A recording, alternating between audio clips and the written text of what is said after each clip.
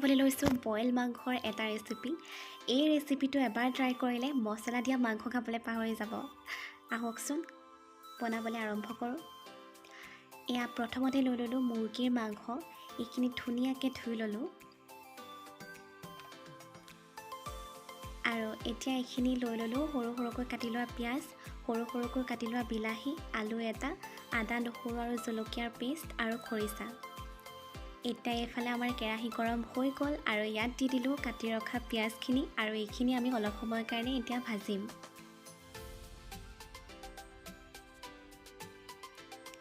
অকণো তেল নিদিয়াকৈ, অকণো মছলা নিদিয়াকৈ মুৰ্গী মাংসৰ বইল খাবলৈও যে ইমান ধুনীয়া হয়, এই ৰেচিপিটো এবাৰ ট্ৰাই কৰিলে আপোনালোকে গম পাব।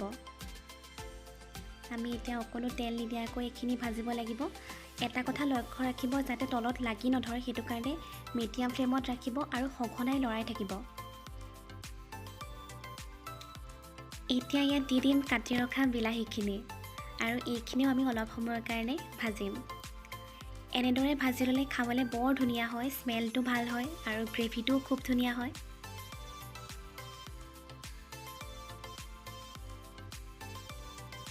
এয়া চাওক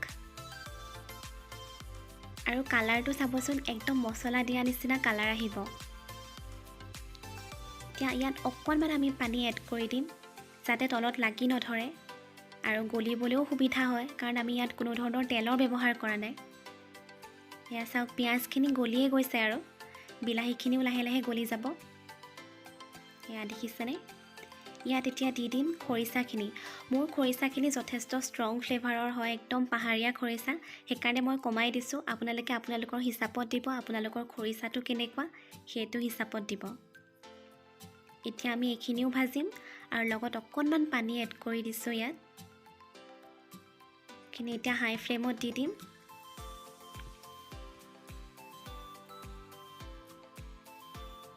এয়া চাওক পূৰা উতলিবলৈ ধৰিছে। এতিয়া ইয়াত দি দিম কাটি ৰখা আদা নহৰু আৰু জলকীয়াৰ পেষ্ট। বইল মাংসত যিহেতু আমি বেলেগ কোনো ধৰণৰ মছলাৰ ব্যৱহাৰ নকৰোঁ, সেইটো কাৰণে আদা নহৰুৰ পৰিমাণটো অকণমান সৰহকৈ দিলে খাই ভাল লাগে।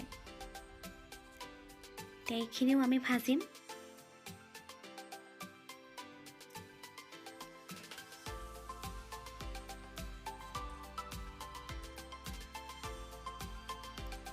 চাবচোন কি ধুনীয়া কালাৰ আহিব, যেন ইয়াত ৰেড চিলিহে ইউজ হৈছে তেনেকুৱাই লাগিব। এয়া চাওক ইয়াত এতিয়া নিমখ এড কৰি দিম।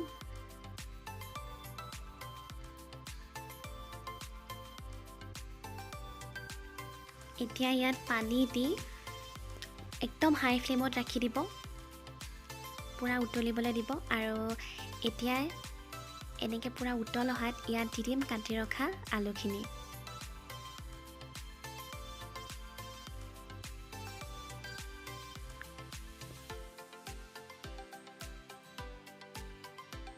মাংসখিনি দিয়াৰ অলপ সময় আগত আলুখিনি দিব লাগে।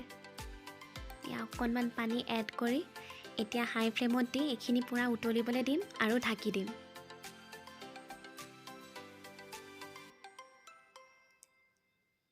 চাৰি মিনিটমানৰ পাছত এয়া চাওক পানীৰ পৰিমাণটো অকণমান কমি গৈছে আৰু আলুখিনি অকণমান, বেছি নহয়, অকণমান সিজিবলৈ ধৰিছে।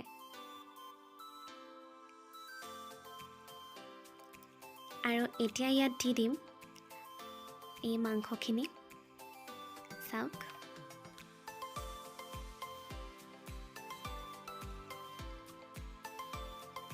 ধুনীয়াকৈ লৰাই আৰু এতিয়া ইয়াত দি দিম জালুকৰ গুড়ি। এইখিনি একদম ঘৰুৱা জালুক, খুব জ্বলা। এয়া বইল মাংসত অকণমান জালুক হ'লে খাই খুব ভাল লাগে, নহয় জানো?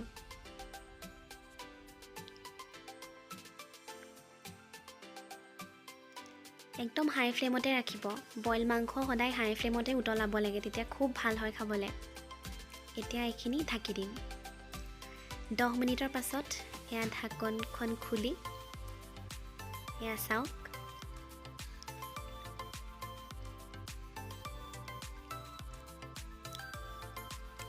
বইল মাংস বনোৱাৰ বিভিন্ন ধৰণ আছে। এদিন এনেকৈও বনাই খাই চাবচোন, আগতীয়াকৈ পিঁয়াজ আৰু বিলাহীখিনি ভাজি।